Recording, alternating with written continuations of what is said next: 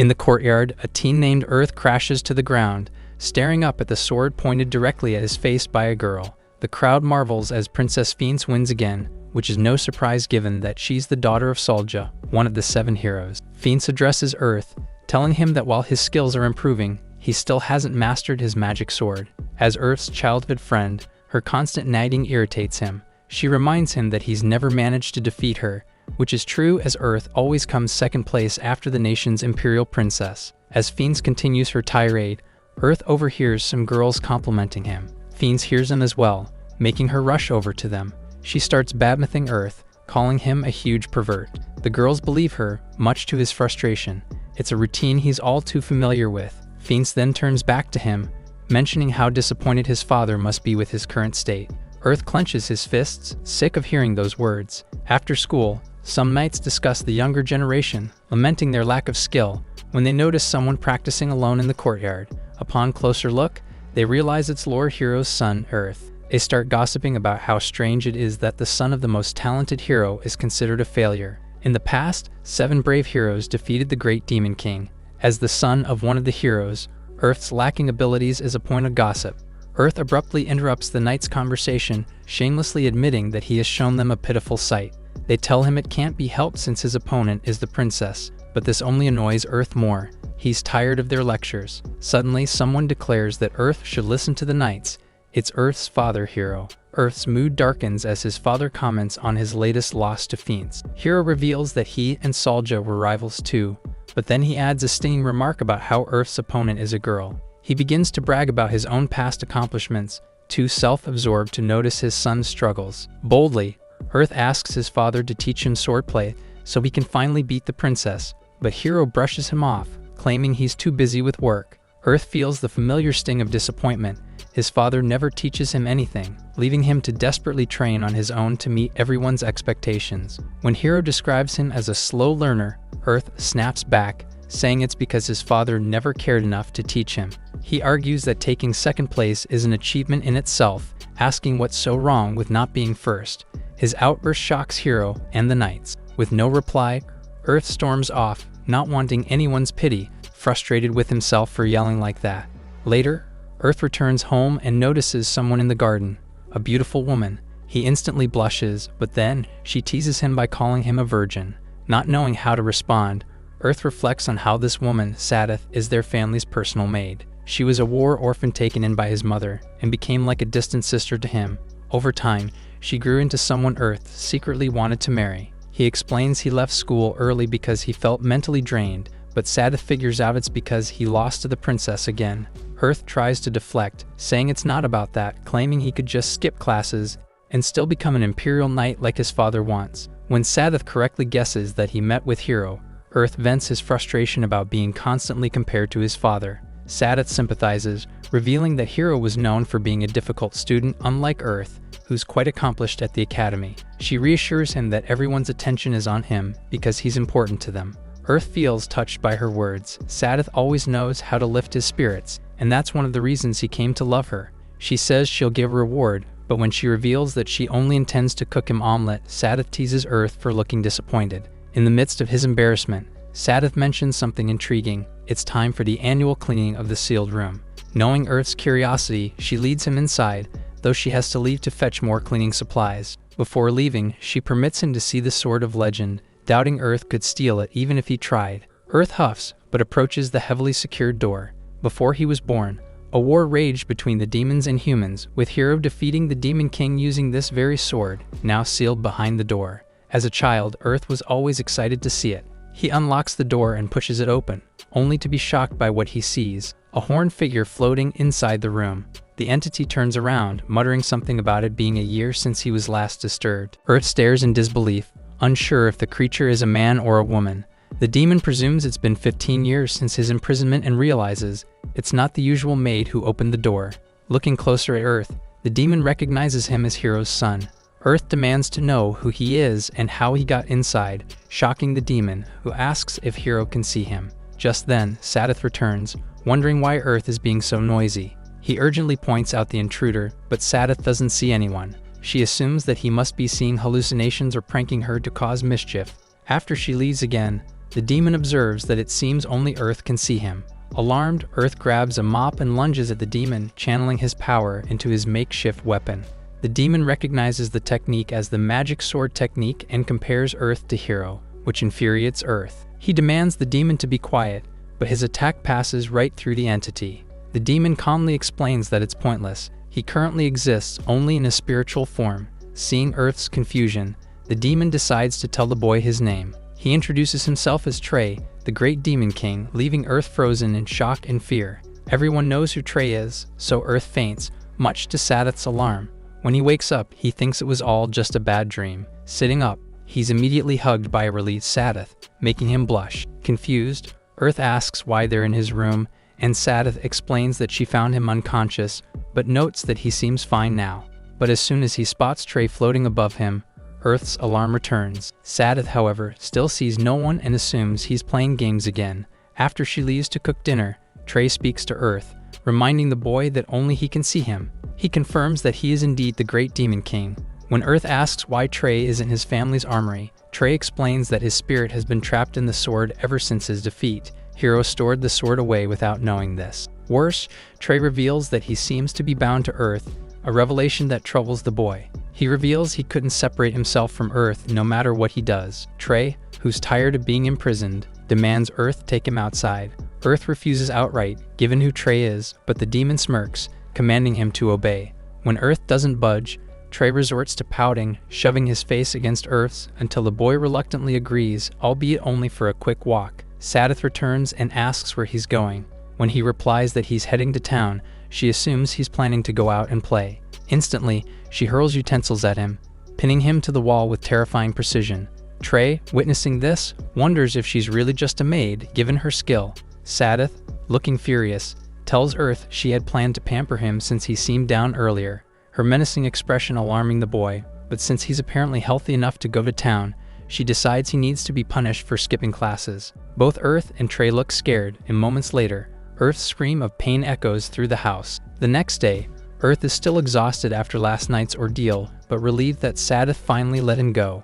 His only problem now is Trey, who's fascinated by every modern thing he sees. The demon marvels at how advanced humans are compared to demons. When Earth asks for his thoughts on the town, Trey's mood shifts. He notes that while human society has developed, some aspects remain backward and problematic. If he were still alive, he would destroy the whole place without hesitation. But he admits that his feelings don't matter anymore. Humans have gained peace since his defeat, creating a city out of their own ingenuity. Hearing Trey admit defeat, Earth finds it strange. The Demon King described in textbooks is a bloodthirsty tyrant, but the one before him seems more thoughtful and aware of his limitations. He even looks lonely, though Earth doesn't dare say it out loud. Trey reveals he has one regret: the heroes' party. During the battle between him and the 7 heroes, the humans had united, channeling their power into Hero's sword. Trey, alarmed, had tried to stop them, warning that their attack could kill him, but he was too late, and the resulting strike caused his defeat. Even now, Trey is furious that the heroes ganged up on him, screaming in frustration. Earth points out that Trey also had allies, but the Demon King doesn't want to talk about it. While Earth wonders if he hit a nerve, Trey spots a familiar series in a store window and demands that Earth buy the sequel to Destiny's Stay Night. Apparently, the Demon King was a huge fan, and he threatens to mumble in Earth's ear all day if he doesn't comply. With no choice, Earth loudly agrees, only for Trey to inform him that he can hear his inner thoughts. At school, Trey starts pestering Earth about a specific girl. Earth explains that Phoenix is the daughter of His Majesty Salja. When Trey comments on her intelligence and incredible magical aura, Earth becomes sad, thinking that even the Great Demon King is impressed by the princess. Trey picks up on his frustration, when suddenly Earth is hit with a book by his teacher, who chastises him for not paying attention. The teacher then adds that Earth had been staring at Phoenix, making the girl blush. As punishment, the teacher asks Earth to answer a difficult question, which isn't great since he wasn't listening in class. Earth answers that the Demon King possesses the heraldic eye, but Trey immediately corrects him, saying it's false. The truth is Trey has the 6-gate eye, a hidden but far more powerful ability, which Earth blurts out. The whole class is shocked, and the teacher is left bewildered, having no idea what Earth is talking about. This confusion leaves both Earth and Trey at a loss. The teacher, thinking Earth deliberately gave a wrong answer, orders him to stay after school for detention.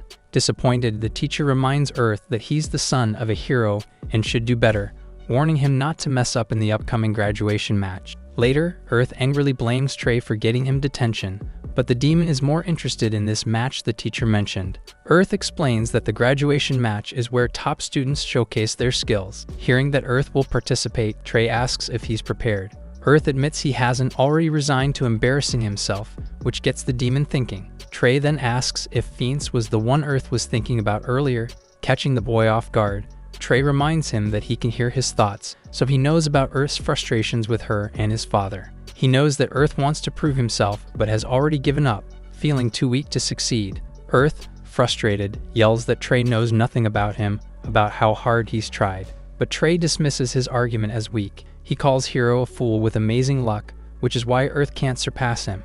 Utterly frustrated, Earth thinks Trey is just like everyone else, looking down at him. He reminds the Demon King that he had lost and shouldn't be talking about how Earth can't surpass his father.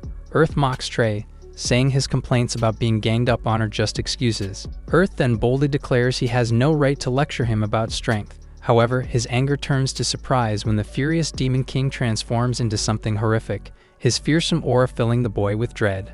Earth suddenly feels terrified, even if he's just experiencing an echo of the Demon King's magic. Trey claims that Earth will serve as proof then of how powerful he is than the brave hero. Earth expresses his doubt as Trey only possesses a spirit body, but the demon claims that he'll be using Earth to do so. He plans to teach Earth the power the great Demon King holds, to show everyone in the world, including the so-called 7 heroes, the supreme power he holds. As the looming graduation match approaches, Trey decides it's time to test Earth's overall abilities. Earth immediately replies no thanks, which bewilders the Demon King.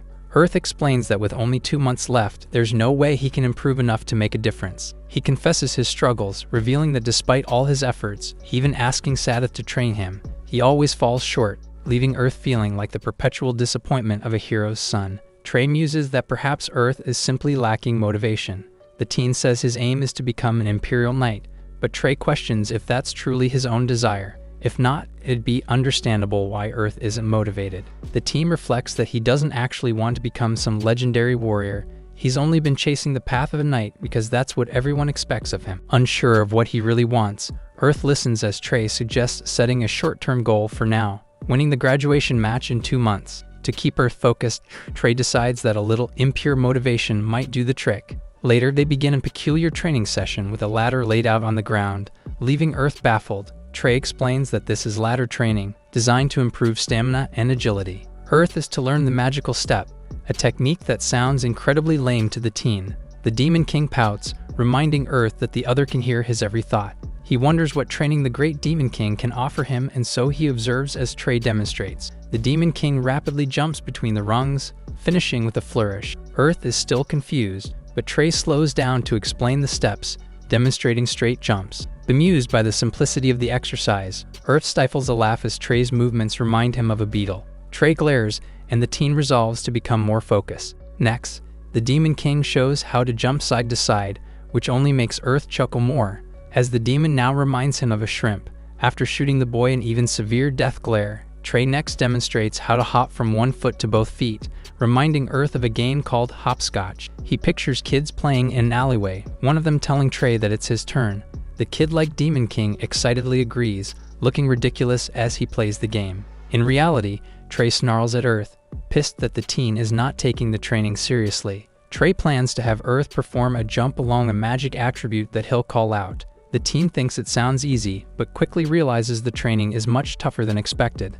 As he obeys every instruction, he finds his body isn't moving like he wants it to. Trey reveals that ladder training improves both physical ability and agility, skills that Earth lacks because he's always focused on only one thing at a time. When in battle, it's important that his body is in sync with his mind. Reflecting on how slow he always is in reacting to Phoenix's attacks, Earth feels a renewed determination to train. After a while, Earth is breathing heavily before collapsing in exhaustion. While Trey is proud of the training that he invented, Earth thinks that he's in worse shape than he thought. The demon informs him that they'll do ladder training daily, followed by physical techniques. When Earth asks about swordsmanship, as his father excels in swords, Trey surprises him by saying they won't focus on it at all. Earth simply has no talent for it. Trey reveals that when they first met, he immediately noticed that Earth's fighting style didn't suit him. Hero's magic sword relies on intense magical power, an ability Earth lacks. Hearing this, Earth bursts into hysterical laughter, recalling the 15 years he's wasted practicing swordsmanship. It all seems like a colossal waste, but just as despair starts to creep in, Trey reveals that Earth does possess a strength his father doesn't: flexibility. He's supple and spring-like, much like his mother, the priestess Manhwa, one of the 7 heroes. Trey declares that Earth's true talent lies in physical techniques, and by focusing on what he's good at, he can surpass Hero. Earth laughs again, this time with a sense of amusement, imagining everyone's surprise when they see the hero's son not wielding a sword. Trey asks if he's unhappy with this revelation, but Earth feels the opposite. Excitedly, he asks Trey to guide him down this new path, which makes the demon smile. Suddenly, Sadith interrupts, asking Earth who he's talking to, wondering if he's made an imaginary friend out of loneliness. She notices the ladder on the ground, curious about it. When she asks if Earth came up with the idea to train with a ladder, Earth is awed by how quickly she understands its purpose. When he asks why she approached him, Sadith hands him the menu he requested earlier. Both he and Trey read the paper's contents. Eventually, the demon concludes that it's quite a rich menu. Earth thinks he's referring to how delicious the menu sounds, but Trey is actually referring to how well-balanced and nutritious it is, leading him to conclude that she must care a lot about Earth. Feeling quite touched, Earth recalls the poor orphan his mother saved. When he was young, whenever Earth wanted attention but his parents were busy, leaving him alone and sad in their big house, someone would call out to him Sadith. She would praise him for his good grades and celebrate his little accomplishments. Earth always felt touched, and eventually Sadith became someone very precious to him. In the present, Trey encourages him to express his feelings to her, nodding at him meaningfully. Just as Sadith wonders if the menu isn't to his liking, Earth blurts out that he's determined to win his match in 2 months, surprising her. He contemplates asking for a kiss or a date as a reward, but instead, he impulsively says he wants to touch her chest if he wins. Immediately, Sadith looks disgusted, while Trey's eyes widen at his boldness. A moment of silence follows before Earth shrieks in embarrassment, apologizing frantically. Sadith, looking terrifying, surprisingly agrees to his request, though she makes it clear it's utterly repulsive. However, she's moved by his declaration to win and agrees to give him the reward if he succeeds before walking away. Earth is more motivated than ever, and Trey realizes that impure motivation is surprisingly effective. At that time, Earth was feeling great, unaware that he would become the worst and lose Sadith. In the present, now that they're done warming up, the great Demon King demands that Earth fight him, leaving the boy looking stunned. Immediately, Trey gets Earth started on techniques for physical training. He explains that while Shadows is all about dodging imaginary enemies, sparring simulates a mock battle between 2 people. Since Trey is a spirit, he introduces their training as phantom sparring. Earth correctly guesses that this means they'll be dueling, making him excited. Until now, he had only engaged in mock battles with weak opponents or fiends. Given the presence of other monstrous individuals, Earth finds it difficult to accurately gauge his abilities in a closed environment like school. That's why he's looking forward to fighting the Demon King for real. Trey mentions he won't be flying much during the fight, but Earth is more curious about how he'll land a hit when he's an apparition. Trey claims that with his power, it's possible, and without warning, launches a rapid attack. Earth, caught off guard, falls to his knees, clutching his throat. The Demon King asks if he really believes he's been injured, and Earth realizes that he just imagined the whole thing. The injury wasn't real. Despite no actual harm, the feeling of dying lingers, shaking him to his core. Trey taunts him, triggering Earth's anger with a jab about being the hero's son. Earth charges forward, but Trey mocks him, comparing his reckless lunge to that of an impatient child. Annoyed by the demon's smug expression, Earth tries a clever distraction using his fist to mask a kick aimed at Trey. However, Trey's well-placed fingers freeze Earth. The demon asks why he stopped attacking, wondering if Earth's instincts kicked in once he was 1 step closer to death. Immediately, Earth retreats and uses his magic. He summons a magic circle before unleashing his thunder magic. With Trey distracted, Earth raises his leg, slamming it onto the ground and summoning an earthquake. However, the demon disappears, jumping into the air. He's disappointed that the teen uses another straightforward attack, though he acknowledges that the magic used is quite powerful. The demon says Earth is doing fine, but he intends to teach the teen a lesson by showing him the magnitude of power that the Demon King possesses. Elsewhere, Fiends opens her eyes, realizing that she fell asleep in her room, which makes sense given what happened earlier. She then recalls the nostalgic dream she had about her younger days. She dreamt of her childhood friends and of her younger self, who was happy whenever they came for her. A knock on her door interrupts her thoughts, and soon, a maid enters, telling the princess that she has received a letter. Fincie's eyes widen as she recognizes who sent it. At the same time, Earth lies on the ground, totally exhausted. While Trey is satisfied with their training, Earth reflects that he couldn't even land a single hit during the spar, and the Demon King wasn't even using any special techniques. Earth had been continually struck over and over again, losing the confidence he gained from defeating opponents other than Fiends. As he admits that he never realized how weak he is, a sudden thought pops into his mind. Earth's father had fought Trey in the past, along with the other 6 heroes. Unlike Earth, who was instantly defeated by Trey, his father managed to beat the Demon King. The teen can't help but wonder how his father did it. Earth admits that he doesn't really know much about Hero, as his father is always busy or lecturing him when they talk. When Trey asks if he listened to any of Hero's boasting, Earth falls silent. The demon reveals that although Hero may seem detestable on the outside, his journey to becoming the hero who defeated the Demon King was not an easy one. He recommends that Earth learn about his father's story. The teen reflects on how he always hated when his father talked about the past, but now he's curious about the difficulties the adults faced in the past. Earth tells Trey that he'd also like to hear about his past, but for now, the Demon King chooses to stay silent. The next morning, Earth feels sore all over. As he banters with Trey, someone calls out to him. Turning towards a stall, he notices Fiends, who remarks that it's unusual for them to meet there. Curious why the princess has no escorts around, he notices the empty cup she's holding. Sounding quite panicked, Fiends explains that she heard the fruit juice from the stall is delicious, and insists that the cup is empty not because she's been waiting there all morning. Trey, skeptical, assumes she's been waiting to ambush Earth. As they head toward the school, Fiends asks Earth about his plans after graduation, but he only replies with nothing special. She reveals that she's been thinking. After the graduation matches, she'll soon be announced as queen. She asks Earth if he's aware of how she feels, to which he answers yes, much to Trey's doubt. As the future queen, Earth reflects that his and Fiend's aims have always been entirely different.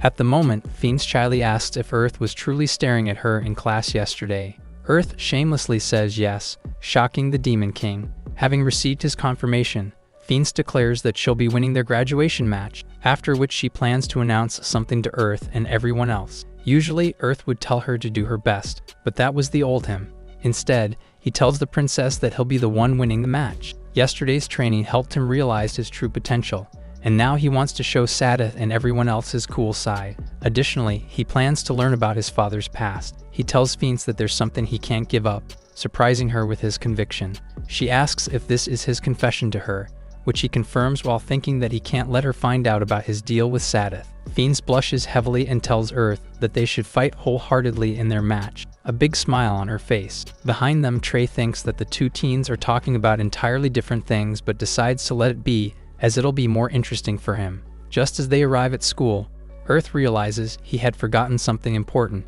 Actually, he was trying not to think about them, the barriers that stand in front of him. 2 familiar guys have just returned to their school, much to Fiend's surprise and Earth's dismay.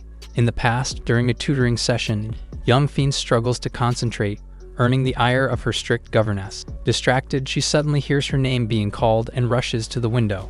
Without a second thought, she climbs onto the windowsill and leaps out recklessly. The governess, horrified, races after her, only to find the princess was fine, secured by one of the kids' magic.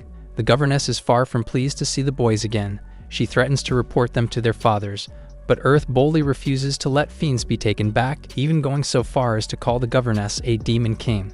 The governess claims Earth couldn't be a hero like his father if he continues behaving this way. Earth confidently retorts that while Fuji is the best mage in the world, rival the best swordsman, and Fiends the best lancer, he will surpass his father to become the strongest hero in the world. Suddenly, Sadith arrives, much to Earth's shock and Fiend's frustration.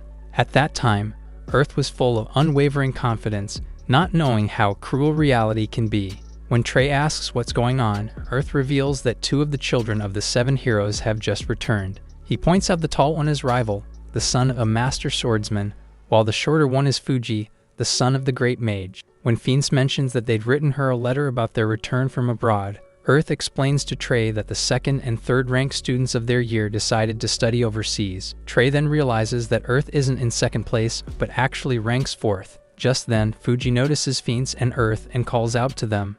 The other students immediately bow before the princess, and Rival and Fuji ask for updates about Earth. Fiend steps in to inform them that Earth has been diligent in his studies and training, much to his frustration. Fuji proudly reveals that he and Rival faced a group of dragons abroad and emerged victorious. Trey quietly hints that Earth is different from the other children of the 7 heroes, while the student requests Fuji to demonstrate the power he gained from studying abroad. Though hesitant at first, Fuji eventually agrees, cautioning everyone not to expect too much. Summoning a magic circle, Fuji extends his hands before unleashing a huge magical attack, shocking everyone except Trey. Earth is stunned, unable to believe that Fuji's powerful display is just a low-level spell, and he wonders what Fuji is truly capable of if he goes all out. Noticing the crowd's silence, Fuji apologizes for disappointing them, but the students quickly assure him that he's amazing. Earth, however, becomes even more annoyed, especially when Rival comments that such power isn't surprising at all. He tells a fuming Earth that they've returned from abroad with absolute power, and that Earth stands no chance of defeating them. When Earth accuses him of being cocky and showing off with Fuji's magic, Rival suddenly disappears, only to reappear right behind Earth, shocking him. Rival declares that showing off to lesser opponents is pointless and reveals the real reason for their return. They intend to participate in the graduation matches and win.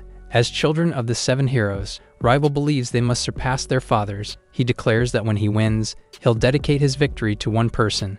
As it dawns on Earth that he never stood a chance against his childhood friends, Fiend speaks up, saying she won't let Rival's proclamation go unchallenged. She believes that she's accomplished a lot and declares she won't be giving up her victory. Rival addresses her by name, saying he won't lose at all because when he wins, he wants to become a candidate for her hand in marriage. Earth is shocked, not expecting that Rival would have feelings for Fiends, while a crowd of girls becomes excited. Fiends is initially at a loss for words before revealing that she only thinks of Rival as a friend. It turns out he already knows who the princess has feelings for, and it's why he's hostile toward Earth, who's dense as ever. Earth silently thinks they're a good match and wishes the two all the best, but Trey thinks otherwise. He tells Earth that, like Fiends, Rival 2 can't win. While Earth thinks he's got no chance at winning, the Demon King isn't impressed at all with their power. Both the defeat of a dragon and possessing a mega-tier skill after studying abroad are just mere child's play to him when he had vanquished a Dragon King and possessed exec-class magic. Stunned, Earth listens as Trey says that 2 months under his tutelage easily surpass any training the others got. Trey tells Earth to trust him as after all, Earth is the disciple of the Demon King. Boldly, Earth addresses Rival, apologizing for interrupting their excitement. He declares that it'll be him who's going to win the graduation match. Earlier, Trey had dared Earth to proclaim his goals to his childhood friends so that he would feel the urgency not to fail. After hearing his proclamation, Rival glares at Earth, assuming he shares the same intentions. Earth simply states that there is something he cannot give up, which only fuels the excitement among the girls behind him. While he's confused by their reaction, behind him, Fiends is flustered, wondering if Earth is talking about her.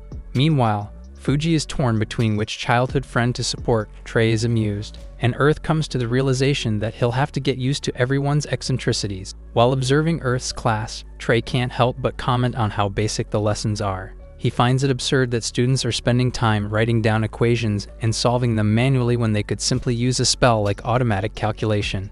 Eager to demonstrate, Trey tells Earth to prepare a magic sigil and then begins teaching him an incantation. Instantly, Earth sees the answers to the equation, his hand moving automatically. Before he knows it, he has already written down all the answers. Trey chuckles, clearly amused by Earth's reaction, and explains that the incantation H removes the need to spend time on calculations altogether. He calls the spell Xscale. With this spell, Earth realizes that he'll breeze through exams with ease. Just then, the teacher calls on Earth, instructing him to solve the equation on the board. Without missing a beat, Earth focuses on the numbers, activates Xscale, and the answer flows through him as he writes it down swiftly. With a final swish, he finishes, leaving the entire class, including the teacher, in stunned silence. As Earth casually returns to his seat, the teacher asks where his intermediate calculations are. Earth freezes, and so does Trey. The demon realizes his oversight, while Earth gets into trouble. Earth asks Trey where they are, as they're in some sort of wide, blank space. The demon reveals they're inside his mind, having used virtual reality illusion magic, which allows him to control Earth's dreams as he sleeps. He decides that Earth will do image training instead of listening to classes. Trey confirms he's real and reminds Earth that the reason they can talk to each other is because their spirits are connected. So when Trey uses VR, Their connection allows him to enter Earth's dream and manipulate it. As he processes this information, Earth muses that he could use VR to conjure erotic dreams, but Trey tells him he won't allow that, which disappoints the teen. The demon warns him that the dreams feel realistic, which can be quite addicting if one isn't careful. Normally, Trey can't do anything with his spiritual body, but he manages to summon what looks like power in the dream, stunning Earth with its intensity. The demon reveals he's moving around magical power, which is just one of his many abilities. Pushing it to its limits, he conjures a large whirlwind, which he says is his special move, the Great Demon Devil Spiral. Immediately, Earth thinks he named another skill something lame again, which pisses off the demon. The teen tries to apologize, but Trey sends the skill toward him, dealing Earth the full power of his attack. The teen ends up on the floor, believing he's going to die, which Trey says makes sense since the attack turns people into mincemeat. Demanding that Earth take a seat, Trey summons a board to discuss something with him. While both humans and demons have reservoirs of magic within their bodies, there also exist magical holes whose quantity influences one's magical power. Trey likens it to a bag of water. The more holes one has, the greater the amount of power that can be used. However, those who have more magical holes consume their magic quicker. Trey says that a child born into a family of great mages has more luck becoming a great mage as well because they possess more magical holes, reminding Earth of both Fuji and Fiends with their innate talents. Trey proceeds, saying they simply need to increase the number of holes in Earth's body by opening them, which will awaken his potential. Earth is stunned that there's a way to do that and asks Trey how it works. The demon reveals it's through acupuncture, surprising the teen. Seeing the needles before him, Earth asks if he really has to stick them into himself. When he wonders if it's safe to do so, Trey assures him that it is, especially since Earth has been practicing all day how to do it. Furthermore, Trey can sense his dormant magical holes so he can guide him, though he does admit it would hurt driving a needle in between the nail and the finger. As he instructs Earth to calm down, the team reflects that he needs to do this considering the monsters he would need to face. With a needle in his hand and Trey's voice to guide him, Earth uses all of his focus as he positions the needle. He pierces his skin, immediately feeling intense pain. Though they're attempting to open only one dormant hole, it feels as if his whole hand had been pierced with needles. Soon, it feels like his whole body is being stabbed with knives. While Trey says one needle shouldn't be too painful, Earth starts to lose consciousness. Just as Sadith arrives, Earth faints. Later, when the teen wakes up, he finds Trey floating nearby, who reveals that Earth fainted from the pain of opening a dormant hole. He says it was Sadith who found him. At the moment, Sadith is sleeping and Earth couldn't help but feel touched that she's been taking care of him all this time.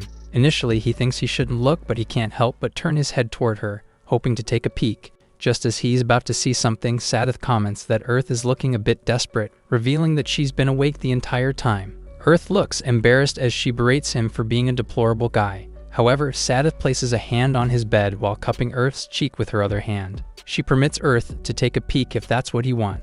The atmosphere is broken when someone barges into the room, ready to use her restoration magic. The woman becomes alarmed upon seeing Earth in Sadith's compromising position, causing Earth to scream in embarrassment. Later, Hero punishes Earth while the woman tells Sadith she can do better. As the maid assures them that she was merely teasing Earth, Trey comments that he didn't expect to see the War Maiden Manhwa looking quite young. Earth personally thinks she looks 30, which earns him a slap from his mother, who just knows he was thinking of something rude. It turns out Earth's parents rushed over when they heard that he fainted. As Hero is feeling hungry, Sadith offers to prepare dinner, which Manhwa thinks is a great idea. She volunteers to help Sadith, leaving Hero and Earth alone in the room. The two become silent, not knowing what to say, which makes Earth cringe internally from how awkward the atmosphere is. He doesn't know how to talk to his father after the outburst he had the other day. After being reminded by Trey about his desire to discover his father's past, Earth addresses his dad, asking him why he wanted to become an Imperial Knight. As the older man is surprised, Earth pretends he's only asking because he'll soon decide on a course.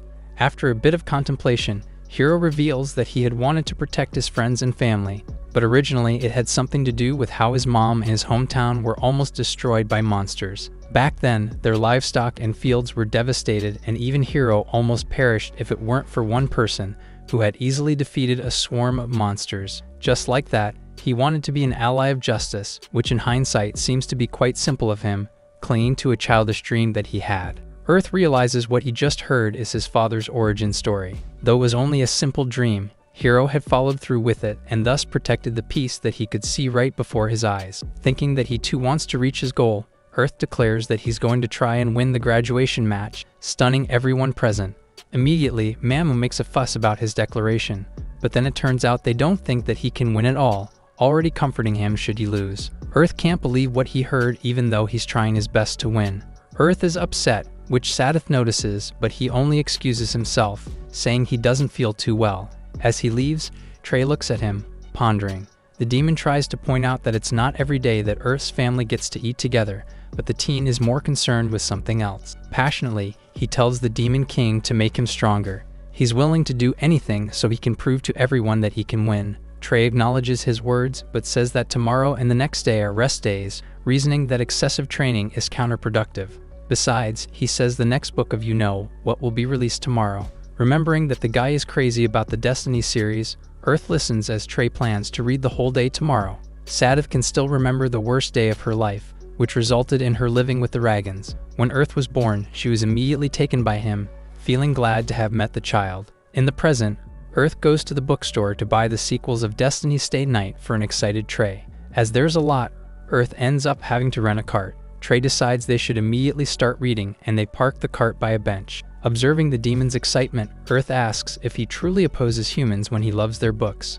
Trey declares that culture has nothing to do with race and demands that Earth turn the pages for him. The two start reading, but then Trey complains, asking how long it takes for Earth to read a page. Stunned at how fast Trey can read, Earth volunteers to just turn the pages, but the demon refuses, saying Earth needs to discuss the book with him after reading it. Deciding to teach Earth speed reading, he tells the teen that what he needs is visual acuity. Immediately, Earth thinks of Rival and his glares, but Trey tells him that visual acuity is all about two things. The first one, dynamic visual acuity, is the power to follow objects with one's eyes, allowing him to read letters quickly. When Earth says it's a limited power, Trey tells him he's mistaken because one can use the skill not only in reading books but also in fights, which piques the teen's interest.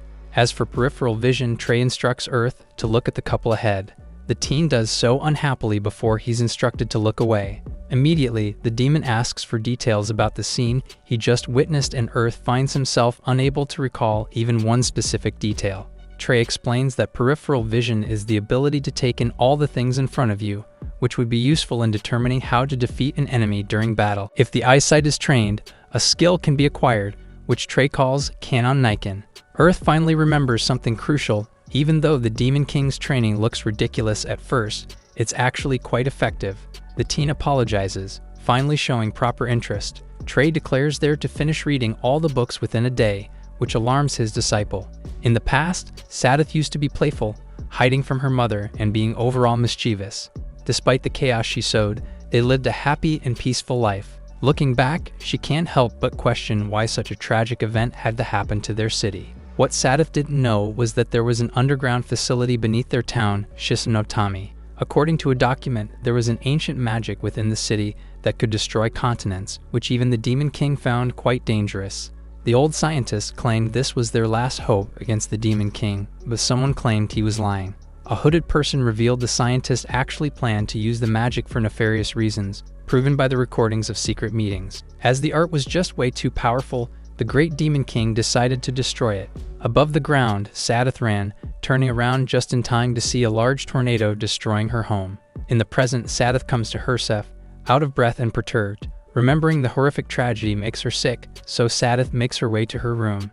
Upon opening the door, she's met with pictures of Earth, making her giggle. Her spirits are immediately lifted upon seeing her young master's cute young face. After Manhwa saved Sadith during the tornado, the hero had decided to take care of her. Manhwa was like a sister to the girl, and when she got married, Sadith was a little sad. Thankfully, Hero accepted her as an adopted child. After a while, Earth was born, and when she held the cute baby in her arms, he immediately became precious to her. Looking at her new cute brother, Sadith feels like she wants the moment to last forever. In the present, she opens a box full of memories. A ribbon inside reminds her of the bouquet that Earth gave her when she graduated, remembering his troubled face when he thought she was going to leave him. Sadith thinks he was being very precious then, which makes her want to tease him. To Sadith, Earth is her young master, but then she remembers Fiends, making her pause. Closing the box, she reflects that Earth is the opposite of Fiends, which everyone is aware of. She predicts that the children of the 7 heroes will marry each other. Just like when Manhwa got married, Sadith plans to send Earth and his wife off like the rest of society. Watering the flowers, she can't help but long for Earth to give her the same earnest expression. However, that wouldn't be possible as she'd never reveal her feelings to the young master. Just then, Earth returns home, and immediately she notices the carved books behind him. As she notices that there's something strange with his eyes, a strong gust of wind hits her, raising her skirt.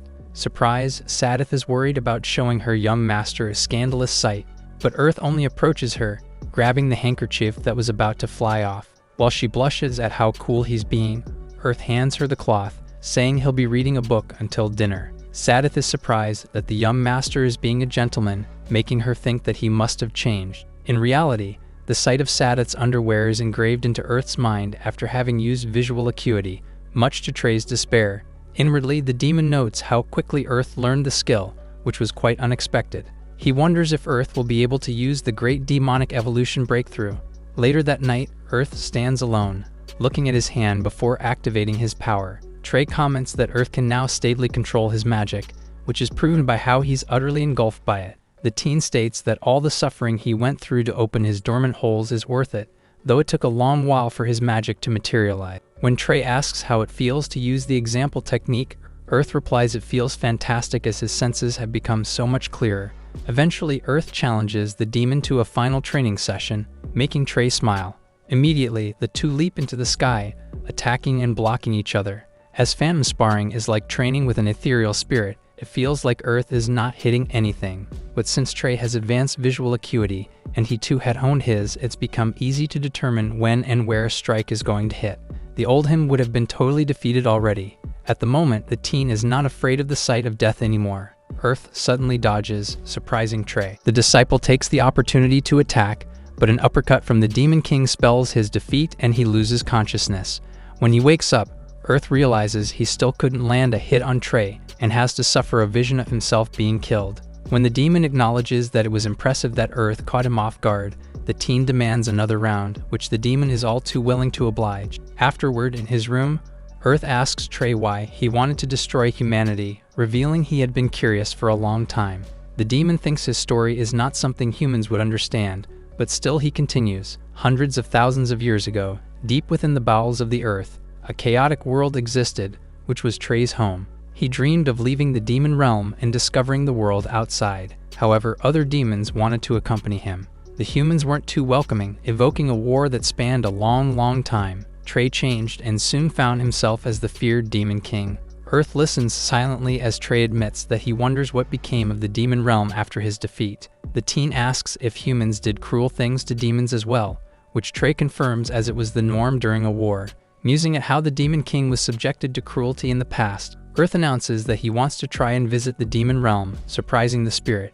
The teen says he wants to see many countries, but the stability of a job as a knight gives him pause. Trey reminds him that knights have no time for leisure, to which Earth responds that it's okay since he doesn't intend to follow his father's path. Trey's wish to experience the world is something he'd like to do as well. He declares he wants to become stronger and be a man who can go anywhere. The next day, the town is abuzz. The graduation match is about to start.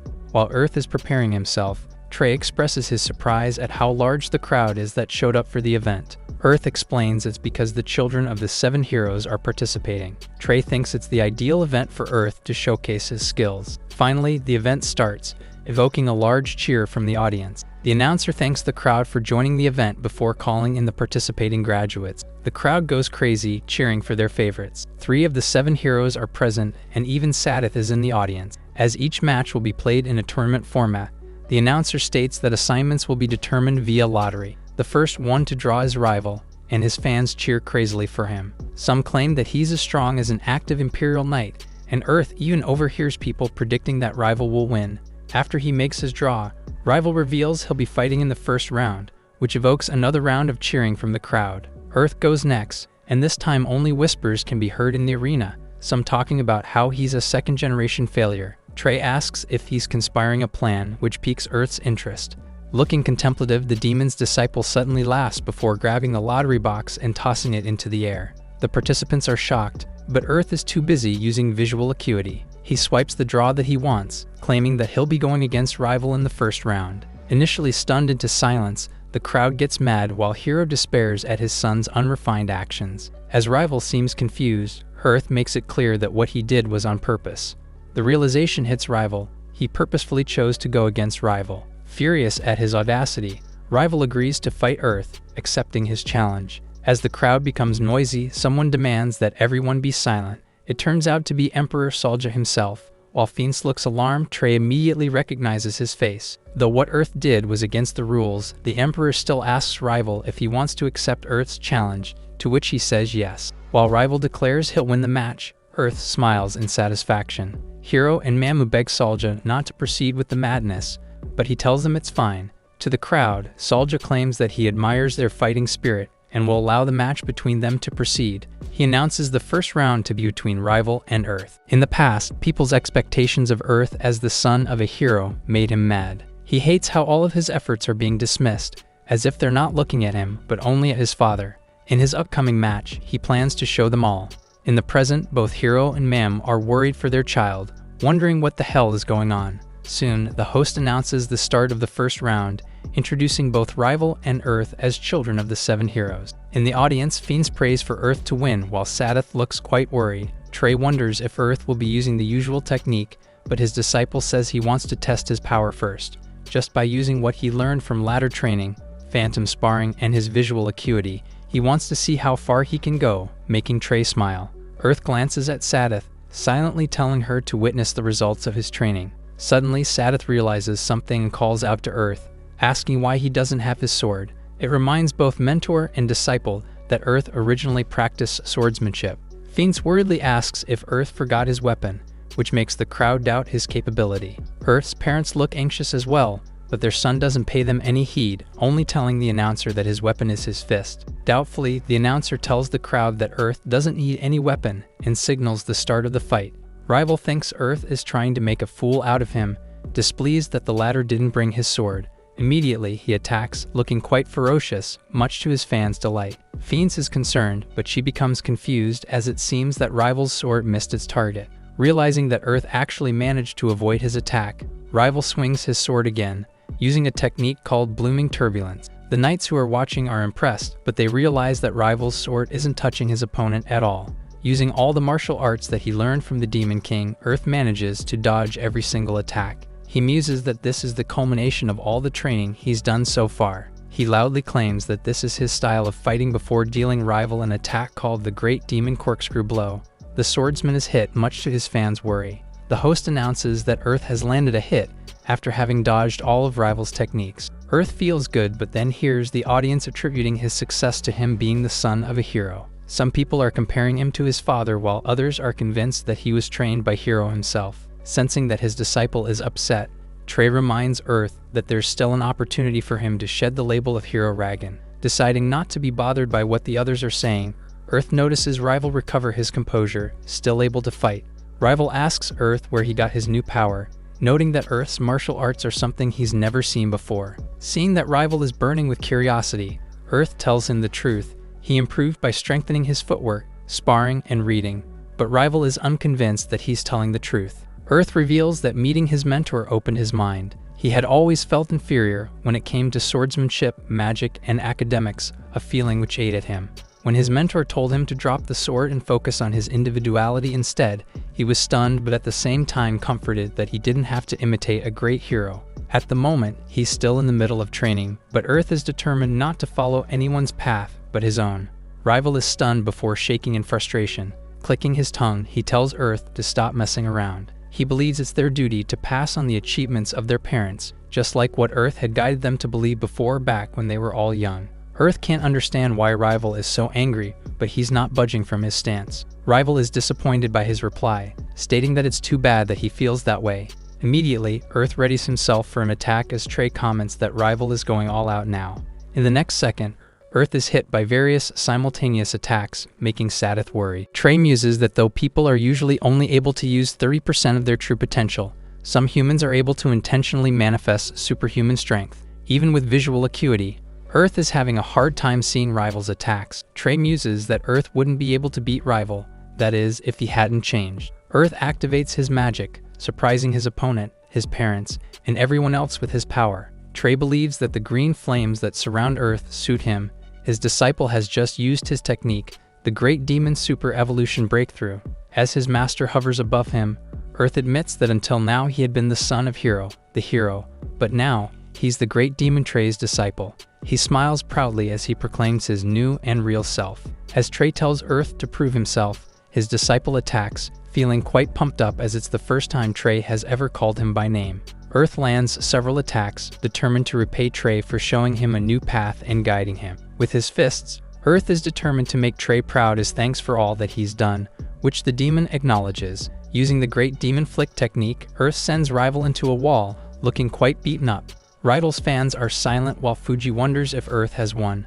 The crowd goes wild as the announcer claims that Rival has been overwhelmed. However, Rival still moves, unwilling to give up. Everyone is amazed by the turn of events. Fiends is excited, Sadith is touched, while Earth himself feels happy, thinking he's won. Just when he looks away, Rival moves to attack, fully intent on getting back at Earth. Both Fiends and Sadith are alarmed, while Earth remains calm, recalling a memory. Earth had been quite interested in learning the Great Demon Devil Spiral technique, which Trey claims is difficult to control.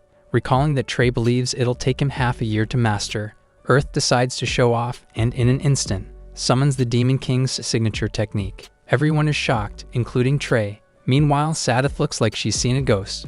Earth's technique is about to clash against Rival's sword, but then someone hits him in the face.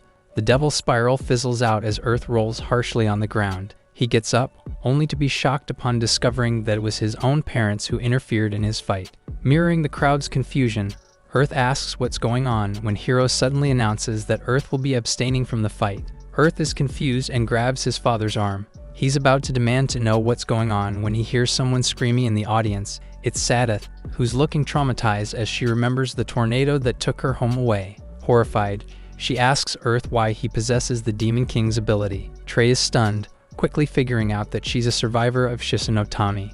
While Mam rushes to Sadith to calm her down, Earth feels shocked as he'd never seen Sadith hysterical before. Hero informs him that the Devil Spiral is what the Demon King used to destroy Sadith's town, causing Earth to recall Sadith's past as a war orphan. Hero demands his son come with him, all the while asking where he learned that technique. Shakily, Earth answers he just wanted Hero to see how strong he's become, but his father only slaps him, dismissing all of his son's hard work. He tells Earth that the Devil Spiral isn't a technique that an Imperial Knight would use. The crowd's voices become deafening, immediately judging Earth for using the Demon King's technique. Earth feels overwhelmed before he's pulled from his thoughts by Trey, who urgently tells him to inform Hero of his existence. He wants Hero to believe that Earth was simply tempted by the Demon King. While Trey thinks he's at fault for teaching Earth his skills, his disciple believes otherwise. As he knows what it's like to be hurt by humans, he can sympathize with his mentor's pain. Trey tells him it isn't too late yet for Earth to avoid being blamed, but the teen only yanks his hand from his father's hold. He tells Trey that it isn't his fault, that there's nothing wrong with him becoming the Demon King's disciple. He doesn't see anything wrong with Trey teaching him his techniques, which have caused him to grow so much these past 2 months. Addressing the audience, Earth demands they shut up for once. He tells them about how he trained so much to master the techniques that his mentor taught him, refusing to be criticized by them. When Hero tries to stop him, Earth punches his father, shocking everyone. Hero staggers back, looking stunned as Earth tells him something for the last time. All the while that Earth was in pain, not once did Hero look his way. Earth states he doesn't want to be his kid, which feels like a punch to the gut for Hero. As everyone calls for Earth's exile, Fiends and Fuji run toward their childhood friend, making him wonder if they'd come to scold him for betraying everyone. However, he doesn't care anymore and conjures the Great Demon 8th Spiral. Fiends and Fuji have to cover their eyes from the strong wind. When the princess opens her eyes, she realizes Earth is gone, having dug deeply into the ground. Desperately, Fiends tries telling Earth to stop before screaming out his name. Meanwhile, tears stream down Earth's face as he continues his escape. He thinks of his childhood friends, his parents, and Sadith, who had promised never to leave him. Recalling her horrified face, Earth feels even more distraught. Finally, he emerges from the ground, crying out his sorrows. Under the night sky, while Earth continues to cry, Trey observes that the boy couldn't even get up anymore, which isn't surprising as he conjured Devil Spiral twice earlier. Just then, Earth speaks up, revealing that a part of him had been hoping for something. Though he knows he'll always be compared to his dad, he fought to remove that label. Earth wanted everyone to think of him as someone amazing, but still, all the people could see was Hero. never once acknowledging him as someone who's getting stronger. Seeing his disciple frustrated, Trey becomes silent before encouraging Earth to surpass Hero's achievement. Hero only got revered because he defeated the Demon King, but if Earth is to surpass that, then everyone will have no choice but to acknowledge him. Earth wonders how he should do that, but Trey tells him he has no idea. There are different kinds of achievements in the world, but for now, one thing is for sure. The answer is not limited to the Empire. Trey tells him to aim for the world, to let everyone know his name. Earth still feels unsure when he suddenly recalls something. Back when he was young, he usually claimed he would surpass his father. He finds it funny that he's returning to his roots. Finally finding the strength to get up, Earth declares that he wants to do it, making his mentor smile. The two start their journey, heading toward the ends of the earth. Back at the kingdom, the knights are looking for Earth, but they can't find him at all, making some of them quite annoyed. An old man inquires about what's happening, surprising a knight who can't believe someone hasn't heard about the earlier event, which is easily the city's biggest incident since the war. Inside the Ragon's residence, Mamu desperately searches for her child, opening every door of the mansion. Reaching Earth's room, she finds it empty, which is something she expected already. At the moment, the knights are out searching for her son, while Hero is searching outside the Imperial City. She's concerned that other knights will find Earth first as a fight might break out. Recalling how Earth told Hero that he didn't want to be his son, Mamu's heart breaks, leading her to wonder what happened to him. She's still shocked that Earth used the Demon Lord's technique and that both she and Hero have become sources of inner turmoil for him. Looking around, Mamu realizes it's the first time that she has taken a look at Earth's room in a while. Spotting her son's beat-up textbook and shelf full of technical books causes her to reflect that she and Hero never had something like this, working so hard only to be criticized. Mamu finally understands where her son's hate comes from. Though she knew what others thought of Earth, she didn't do anything. Recalling the words she told Earth, Mamu only now realizes how awful they were, making her cry in regret. She feels so stupid, not knowing anything about her own son. Just then, she hears Sadith's voice, causing her to rush toward her adopted sister. Sadith looks awful, and Mamu correctly guesses that the younger woman must have sneaked out of the hospital without permission. As her adopted sister is so concerned about Earth, Mamu reveals that her son had run off somewhere. Shakily, Sadith reveals that she heard the nurses talking at the hospital about how the Imperial Knights are looking for Earth to arrest him. Sadith couldn't stay put, so she searched for the young master too.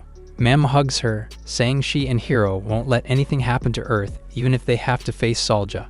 Still, Sadith can't be comforted, recalling the townspeople's words. They think Earth used forbidden magic, but Sadith says they're wrong. She witnessed the training that Earth did, the culmination of which she saw during the first half of the match. She insists Earth would never cheat, and she would know since she was the one closest to him.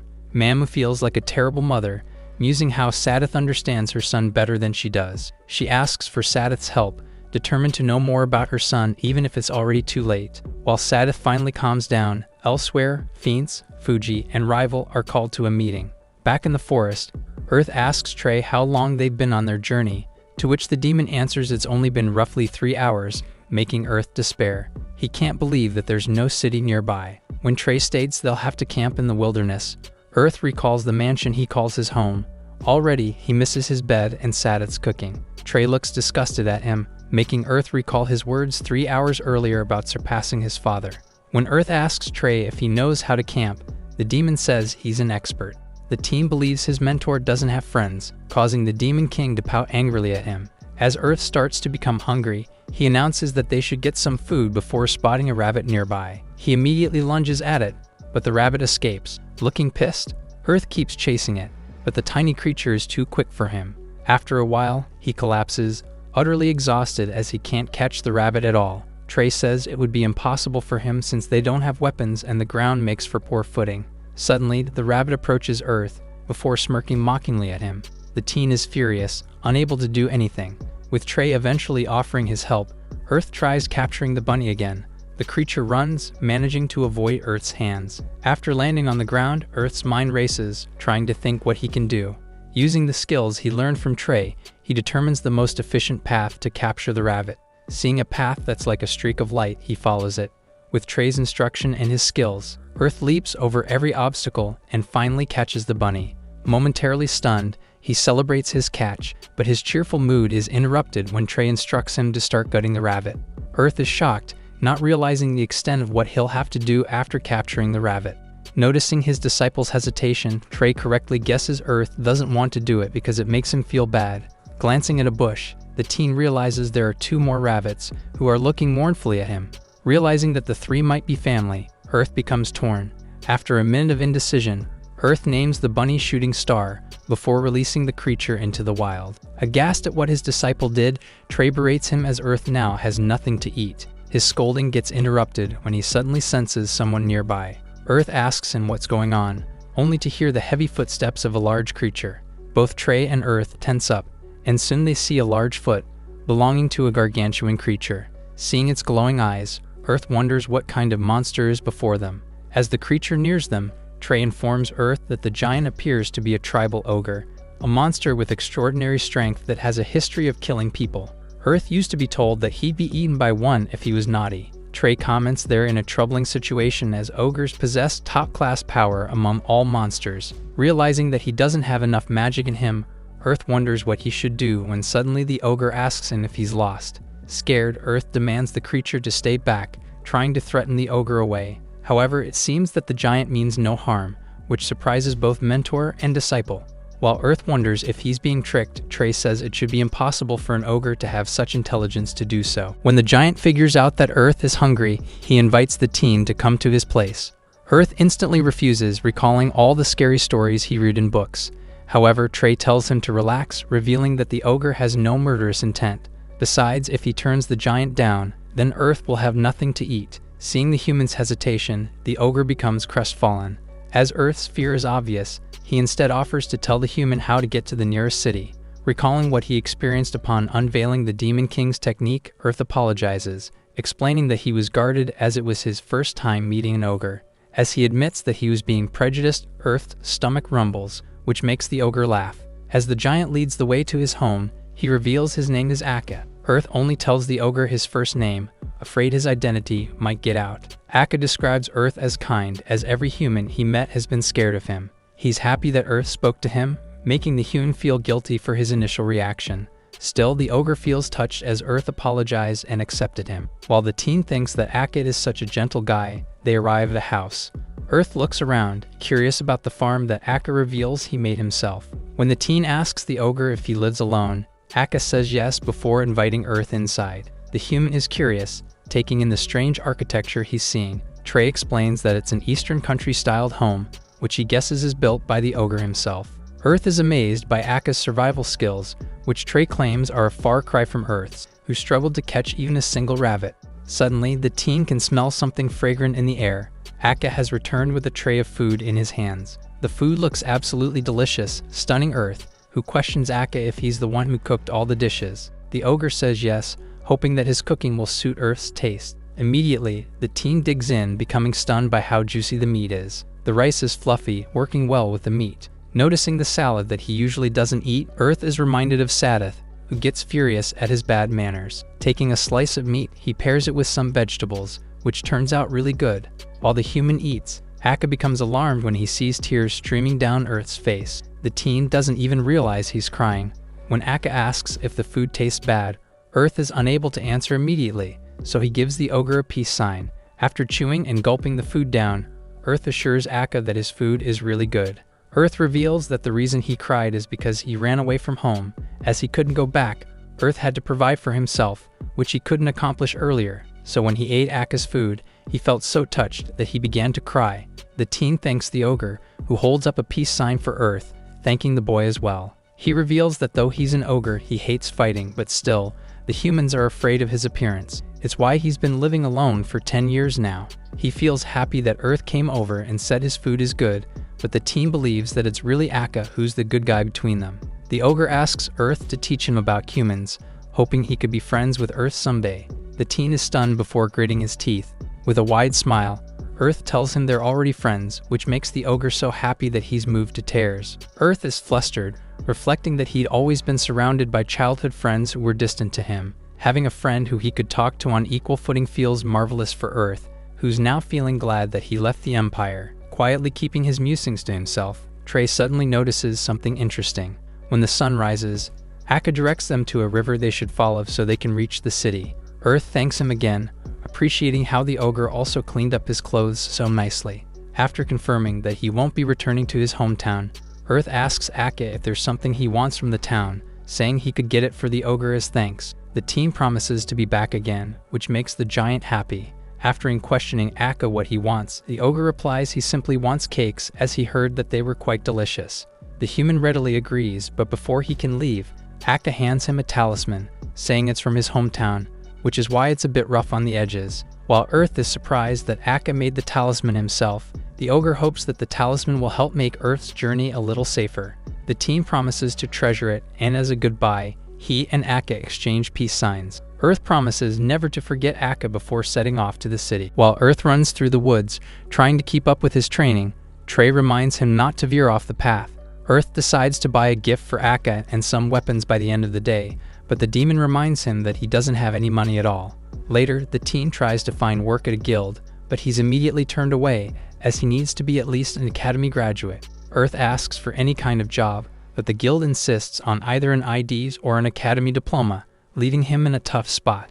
If he submits his ID, hero and the knights would instantly discover his location. Suddenly, someone asks if he's done, getting impatient as he thinks Earth is holding up the line. The teen apologizes, helpless as he watches the man easily conduct business with the guild. Exiting the building with a sigh, Earth walks around town, telling his mentor he probably won't find any work. Talking about how they need to get out of the Empire soon, his attention is caught by loud cheering coming from a crowd. Earth decides to check it out and finds that two people are playing a game of Go, a board game where you use black and white stones to expand your territory. Trey mentions he saw a board for the game back in Aka's house. Earth is surprised that the demon knows of the game, but Trey reveals that the game actually has a history of over 1,000 years. He says it was once known as the Demon King's game as well, which Earth says makes sense if Trey really played the game. Suddenly, an announcer asks if there's anyone who dare fight the Japon resident, Shinobu. Surprised, Earth observes how different Japon residents are from Imperials. Trey comments that the group before them are likely warriors as well,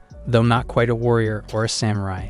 The announcer once again asks for challengers, revealing that the winner will receive 100,000 Suburas. As no one steps forward, Shinobu says it's fine as she's already earned enough money. Still, she thinks it was a good way to pass the time. While Earth observes that the losers have to pay up, Shinobu becomes cocky about her appearance, surprising the crowd. Her terrible personality pisses Earth off, and the crowd mirrors this sentiment as well. Trey comes up with an idea and tells his disciple to challenge the girl. Earth argues he doesn't know a thing about Go, but his mentor says it's fine. Cluing into the demon's idea, Earth tells the Japon residents to wait, saying he challenges Shinobu.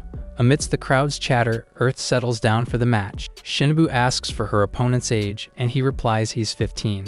Realizing that they're the same age, she comments that Earth doesn't look very competent for an Imperial.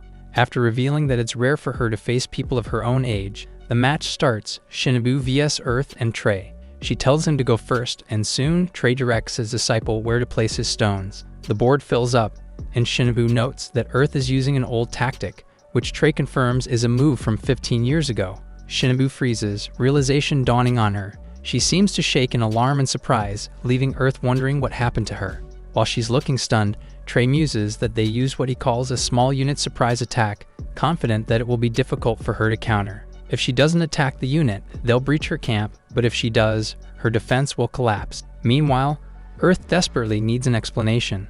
Without a choice, Shinobu decides to attack the unit, making the Demon King smile in glee. As everything is to his expectations, he approaches Shinobu's defense, sending his army to defeat hers. Her impenetrable formation is no more, much to her frustration, and eventually, she concedes. The crowd goes wild, but Earth has no idea what's going on, only concerned about the prize money. Shinobu says they'll give him what was promised, handing Earth a hefty bag. Suddenly, she grabs him, surprising Earth. She invites him to play another round, saying she doesn't want the money. Shinobu reveals she has never lost to someone her own age before, so she's feeling pumped up for another game. Trey is also interested in playing another match, but Earth only says they still have stuff to attend to. Surprisingly, she volunteers to tag along, but her companion reminds her that they too have plans. Shinobu insists on joining Earth when suddenly, something flies off her chest and lands on the ground. Earth is bewildered at what he just witnessed, while Shinobu quickly jumps toward the thing, quickly putting it back in its place. With a smile, she retracts her offer to accompany Earth, before leaving as she screams goodbye. Her companions rush after her, leaving everyone baffled. Later, at a store, Earth surveys the cake display, surprised that there are so many different types. When he asks Trey what Aka would like, the demon gives him suggestions. However, Earth decides to buy everything. That way he won't miss out on anything. Trey comments that Earth's sense of money is quite off, but the teen counters that Fiends is way worse than him. While waiting to get everything packed, Earth decides to have some tea and cake for himself. He asks Trey if he ever gets hungry, causing Trey to muse that he hasn't had such cravings since he died. Though he says he doesn't want to eat cake, Earth is still bothered and so decides to approach the shop assistant. To Trey's surprise, she places another slice of cake and a cup of tea on his side of the table. Confused, Trey listens as Earth explains that, while he knows the Demon King can't eat, he wants him to accept the food as an offering. Trey remarks that it's a bit wasteful, but he accepts Earth's gesture nonetheless. Just then, their attention is caught by the other customers of the cafe. Outside the window, smoke can be seen from the mountains. Just as they step out, they hear some men say that it's the work of the ninja outcasts, who are free hunters from Japan. Upon hearing that they're hunting for a monster tribe up in the mountains, Earth immediately thinks of Aka and worries for his friend. At the store, the shop assistant announces she's finished packing everything up, but Earth is nowhere to be seen. He and Trey are rushing through the woods, worried sick that Aka is being attacked. The demon recalls the ogre mentioning how humans are always afraid of him, and if word gets around about his existence, hunters would certainly be dispatched. Earth knows Aka's fear better than anyone else, as the two of them have been dealt with prejudice from humans. Earth increases his speed, fearing that Aka might get killed by the ninjas. Trey is about to say something about Aka when somebody blocks their path. Earth is surprised to see a hooded person, telling them they couldn't proceed. The teen guesses he's a Japon hunter whom they've heard about. While the man is surprised that the kid knows about them, Trey tells his disciple to prepare himself, sensing that they're surrounded. He points out where the others are before telling Earth to be careful. The hunter recommends Earth take a detour, but the teen is more concerned about what they've done to Aka. Callously, the hooded figure says they've killed the ogre, warning the teen what may happen if the monsters are left alone. In the past, the Demon King's army included ogres that wreaked havoc on the front lines. Since the Demon King's defeat, the remnants of his army have spread across the world, and even now still exterminate humans. He forbids Earth from coming any closer, but all the teen can think is how wrong the man is about Aka, who's easily the gentlest creature he knows. Refusing to stand down, Earth tells him they're mistaken. Trey tries to stop him, but still, Earth proceeds to say that the ogre is actually a nice guy who helped him without expecting anything in return. Unfortunately, the hunter doesn't believe him and accuses Earth of messing with him. As the teen is frustrated that he's not being taken seriously, he attacks the hunter, accusing him of murder. Earth claims that Aka is his friend, but just as he punches the hunter, the latter disappears in a puff of smoke. Realizing it's a smoke screen, Earth is suddenly struck on the back of his neck, sending him crashing into the ground. A voice asks Earth what he's doing. It's Shinobu, who Trey won against earlier. She too recognizes him and tells her companion that Earth is someone she met back in the city. Thinking that the boy must have been knocked out by her attack, she's surprised when he stands up. She expresses her confusion and Earth admits that it was a close call for him, but luckily he was able to dodge in the nick of time. Shinbu asks if he really wants to fight, but Earth can't be deterred, uncaring of how many he'll have to face. The first hunter steps up, confident that he can finish off the teen quickly. He charges forward, using a Japon technique called flowing run. Trey observes that the enemy is quick, using their skillful footwork to make themselves untraceable. However, he knows this won't faze Earth, who quickly predicts where the hunter will attack, much to the enemy's surprise. Earth punches the hunter, alarming the latter's companions, who couldn't believe that one of them was taken out so quickly. Saying it's his turn now, Earth uses the Great Demon Goose Step, which the hunters think is quite similar to their Japon technique. Trey knows better, as what Earth is doing is something he learned from his latter training. The technique is unpredictable, which is perfect for fighting deceptively. The last hunter steps in front of Shinobu and slashes his sword. However, Earth's feint tricks him, and he gets punched. He's mystified by who the boy is, knowing that if he's not careful, he'll be defeated. Trey notices their enemy's hesitation, while Earth muses that everything is slow compared to rival's sword. Without a choice, the hunter decides to up the ante. Trey tells his disciple that the enemy is about to use a chant. In Japan, there are two military powers. One is the samurai and the other is the ninja.